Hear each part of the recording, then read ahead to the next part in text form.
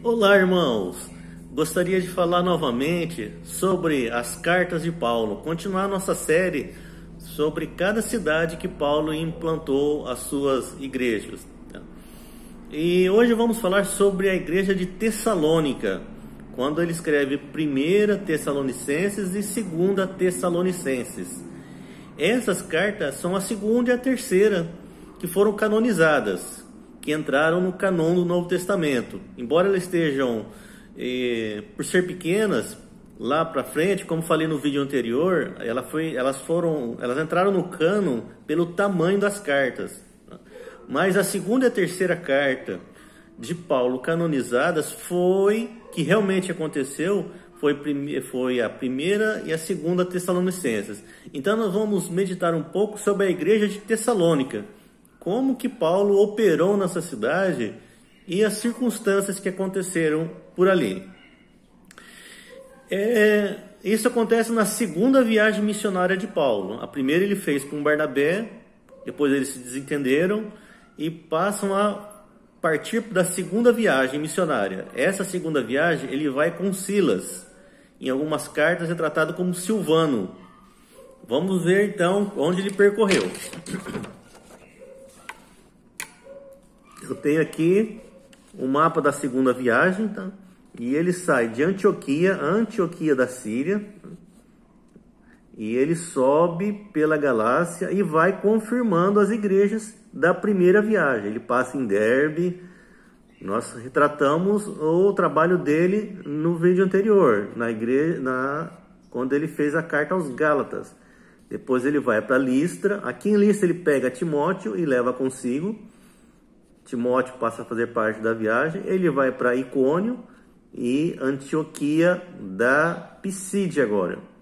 Então ele confirma as igrejas, ele vê como é que eles responderam a carta que ele enviou, trata os problemas e anima os irmãos. Organiza a igreja e anima os irmãos, confirmando cada um deles. Então ele parte agora para novos horizontes, vamos falar assim. E ele vai até Troade. Aqui em Troade ele pensa em ir por essa região ao norte da Galácia, na Capadócia, todo esse ponto, mas ele é advertido pelo sonho que ele precisaria atravessar esse ponto aqui, ó, e ir até o que a gente chama hoje da Europa. Toda essa região aqui da Grécia, Macedônia, é a Europa hoje. Então ele atravessa Troade e passa por algumas cidades e vai implantando algumas igrejas. Filipos, Bereia e Tessalônica, aqui, ó, Tessalônica. Ele passa de 3 a 4 meses em cada cidade, com os mesmos script. Muito sucesso, muito se converte, porém há muitas perseguições. Os judeus se inflamam, tentam atrapalhar, tentam reverter a situação, mas Paulo continua. Depois de Tessalônica, ele vai até Atenas. Não tem sucesso em Atenas, é quando ele vai para Corinto. Corinto aqui fica na Grécia. Aqui em Corinto ele tem bastante sucesso. E muito se converte, ele gasta muito tempo aqui em Corinto. Essa seria o próximo estudo que a gente fará, que é Corinto. E ele passa um bom tempo aqui. E Timóteo ele fica em Tessalônica. E depois Timóteo vem até Corinto e relata alguns problemas que estavam acontecendo com a igreja em Tessalônica. É quando ele tenta animar os irmãos e escreve daqui de Corinto, no ano 51 depois de Cristo, ele escreve a primeira carta aos Tessalonicenses aqui. Vamos entender então o teor da carta aos Tessalonicenses. Eles estavam sendo perseguidos, mas agora não só por judeus, mas pelas pessoas da alta sociedade de Tessalônica. Tessalônica era uma das maiores cidades que tinha no Império Romano. E haviam muitos líderes, muitos que começaram a persegui-los e muitos irmãos acabaram até morrendo. Então Paulo, para animá-los, ele escreve várias coisas. E ele passa um estudo que ele já tinha pessoalmente passado, né, a respeito da volta do Senhor. E ele diz que esses irmãos que morreram, para eles ficarem tranquilos, que logo eles eles iriam estar na ressurreição dos mortos, na volta do Senhor. Isso está registrado em 1 Tessalonicenses 4,13. Ele começa assim: não queremos, porém, irmãos, que sejais ignorantes com respeito aos que dormem, os que morrem, os irmãos que estavam morrendo ali, para que não vos entristeçais com os demais que não têm esperança. Pois se cremos que Jesus morreu e ressuscitou, assim também Deus, mediante Jesus, trará em sua companhia os que dormem, os que morrem. Então Paulo está animando os irmãos, porque eles estavam sendo perseguidos, mas estavam sendo firmes. Porém muitos se desviaram, alguns se desviaram, alguns voltaram às práticas do paganismo, outros morreram. Então Paulo vai tentar animá-los e falar a respeito do que será a vinda do Senhor. No capítulo 5, 1 Tessalonicenses 5, ele fala: irmãos, relativamente aos tempos e a épocas, não há necessidade que eu vos escreva, porque vós mesmos estáis inteirados com precisão que o dia do Senhor vem como um ladrão de noite. Paulo, quando estava lá presente, passou lá por Tessalônica, ele explicou tudo isso.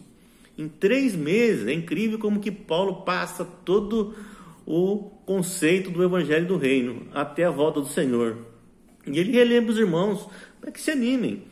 Que os irmãos morreram, mas que eles vão se encontrar um dia, com o arrebatamento e a ressurreição da igreja. Porém, irmãos, o que acontece? Essa primeira carta, ela gera um certo problema lá em Tessalônica. Os irmãos não entendem bem o que Paulo quis dizer. Eles entenderam, pelo fato de vir como ladrão, que Jesus estava para vir, estava às portas, era naquele momento, e por alguns dias ali Jesus estava para vir. Inclusive alguns pararam de trabalhar. Eles pensaram assim: bom, Jesus vai estar voltando mesmo, daqui a alguns dias, mas por que eu preciso trabalhar, fazer um? Eles começaram a parar de trabalhar e começou a dar problema para os irmãos. Isso gerou uma certa confusão. Timóteo, que foi quem levou a carta, ele esteve em Corinto, levou a carta a Tessalônica, viu os problemas e voltou e relatou a Paulo que teve esses problemas. Paulo então escreve outra carta. Isso foi em torno de 5 a 6 meses depois, já no ano de 52 depois de Cristo. Aí ele escreve e vai corrigir, não corrigir, mas explicar mais pormenorizadamente a situação.